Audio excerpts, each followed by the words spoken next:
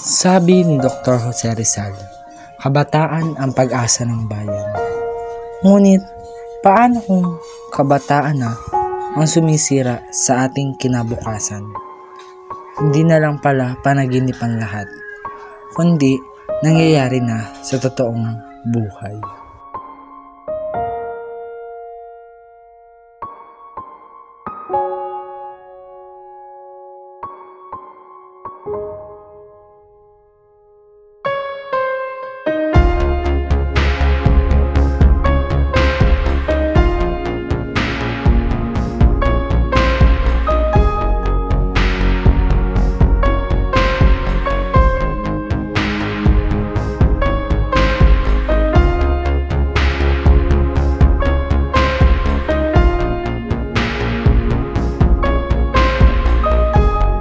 I never said that. I said I'm declaring war.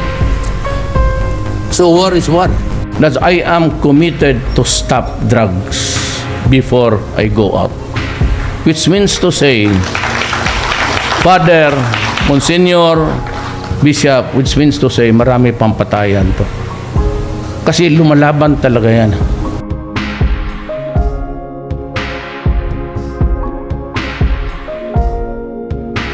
Yan lang po, lahat po sila nakaitim. Tapos po yung isa po, may posas po siya dito sa likod.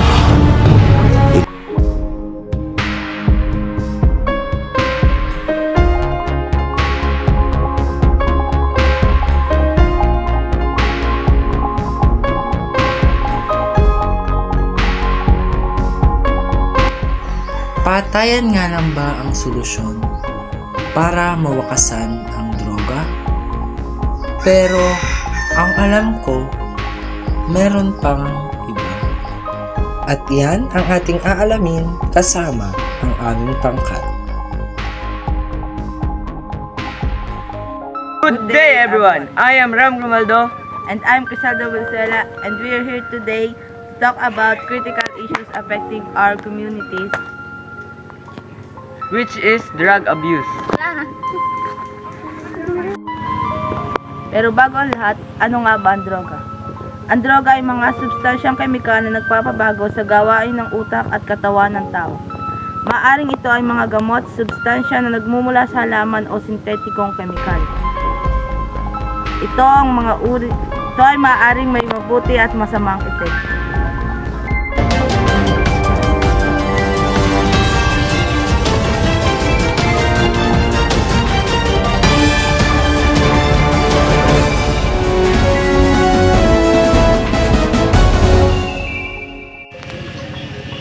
Base sa tala ng Abuse Treatment and Rehabilitation of the Philippines noong nakaraang taon o 2023, nakapagtala ng 5,546 na mga bagong natala sa ospital.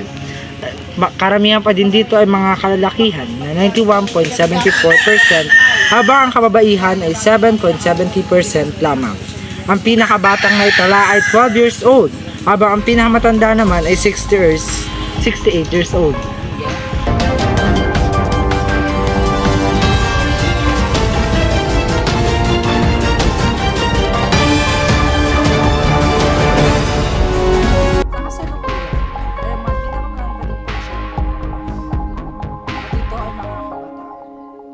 Ngunit, bakit kaya? Mga kabataan na walang alam kundi mag-inom at manigarilyo, na hindi nakakatulong sa mga gawaing bahay. Akala nila ito ay maganda sa kalusugan, ngunit hindi pala.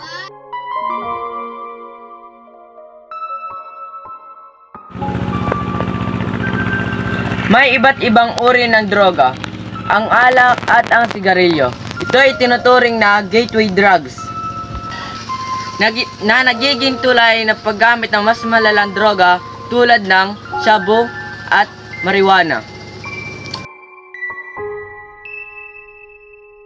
At kapag nasobrahan, ay nagdudulot ng mga masasamang epekto sa isip gaya ng pagpatay.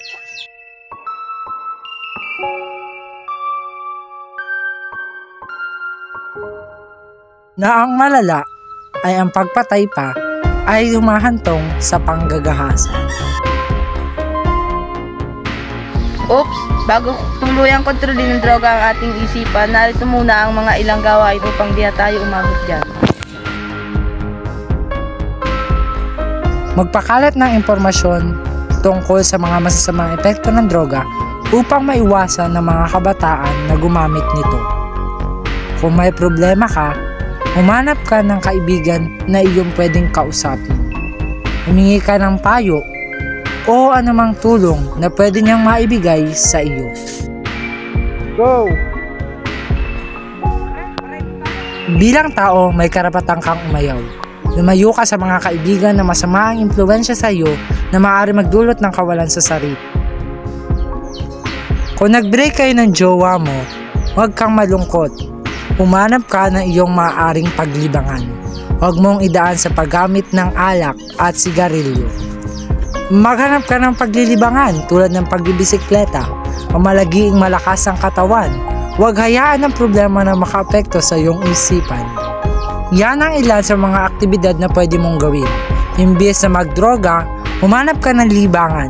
Pamalagiing malakas ang iyong katawan at huwag hayaan na ang problema at ang droga ang kumontrol sa iyong kinabukasan. Say no to drugs and rebuild the future.